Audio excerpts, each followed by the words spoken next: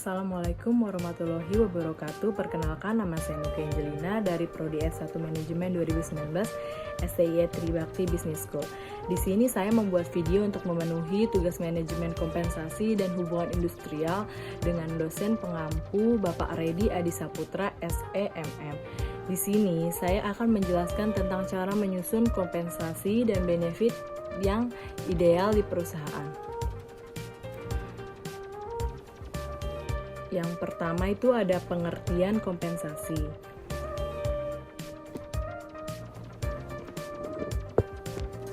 Kompensasi merupakan segala sesuatu yang diterima dapat berupa fisik maupun non-fisik dan harus dihitung dan diberikan kepada seseorang yang umumnya merupakan objek yang dikecualikan dari pajak pendapatan. Dan pengertian benefit merupakan manfaat dan keuntungan, namun dalam dunia pekerjaan, benefit adalah hak-hak yang harus ada pada setiap karyawan sebagai bonus untuk pekerjaannya. Selanjutnya, jenis-jenis kompensasi dan benefit yang bisa digunakan perusahaan. Itu ada kompensasi finansial langsung, adalah kompensasi berupa materi yang diberikan secara langsung. Beberapa contohnya antara lain ada gaji pokok, upah pokok, insentif, bayaran prestasi, atau bayaran tertangguh. Lalu ada kompensasi finansial tidak langsung, adalah kompensasi yang diberikan kepada karyawan, namun tidak langsung berbentuk uang, meskipun tetap dibayar oleh perusahaan. Beberapa contohnya di antara lain program pensiun, asuransi kesehatan, fasilitas kantor, dan berbagai bentuk cuti.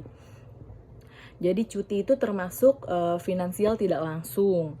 Kompensasi non-finansial. Kompensasi ini tidak berkaitan dengan dana yang harus dikeluarkan oleh pihak perusahaan. Akan tetapi lebih ke arah ranah psikologi. Beberapa contoh kompensasi non-finansial adalah budaya perusahaan, suasana kerja, dan tugas pekerjaan. Kompensasi ini bertujuan untuk meningkatkan produktivitas karyawan. Di sini juga ada tips-tips untuk mengelola kompensasi dan benefit. Bisa dengan membuat rencana jangka panjang perusahaan. Setiap harinya pastinya keadaan dan kondisi yang terjadi akan berubah-ubah. Misalnya di awal saat perjanjian kontrak perusahaan menawarkan gaji dan benefit. Tapi seiring berjalannya waktu, karyawan mengalami peningkatan kinerja atau peningkatan pendapatan perusahaan. Maka itu untuk perubahan harus menyiapkan rencana jangka panjang agar di masa depan pengeluaran keuangan perusahaan bisa dilakukan secara efektif. Terus tips selanjutnya untuk mengelola kompensasi dan benefit itu ada survei untuk mengetahui nilai pasar. Melakukan survei ini ditujukan untuk mengetahui kebutuhan dan juga permintaan karyawan dari berbagai golongan seperti usia, jenis kelamin, budaya, dan lainnya. Dengan begitu, Anda bisa mengatur budget dalam memberikan upah kepada karyawan dari tiap golongan berdasarkan kebutuhan dan permintaan. Selanjutnya bisa dengan membedakan golongan gaji tiap karyawan.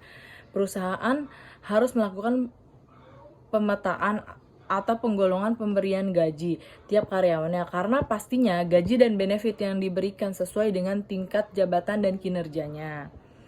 Memperhatikan perbedaan angkatan kerja karyawan. Di perusahaan pastinya terdapat karyawan senior dan karyawan junior yang memiliki usia muda. Dengan begitu, Anda harus bisa memperhatikan kebutuhan setiap angkatan kerja agar pemberian kompensasi dan benefit bisa sesuai dengan apa yang mereka butuhkan. Selanjutnya bisa dengan membuat strategi kompensasi. Total strategi kompensasi dibuat dengan tujuan untuk menghubungkan gaji dan insentif dan juga benefit ke dalam atau kelompok yang sama. Anda bisa memilih komben atau yang disebut dengan compensation benefits yang biasa digunakan secara bersamaan. Contoh komben tersebut adalah dana program pensiun, karena bagi karyawan dana tersebut tidak terlalu berpengaruh kepada mereka, karena untuk dapat mencairkan dana masih terlalu lama. Sekian presentasi dari saya, terima kasih dan semoga bermanfaat.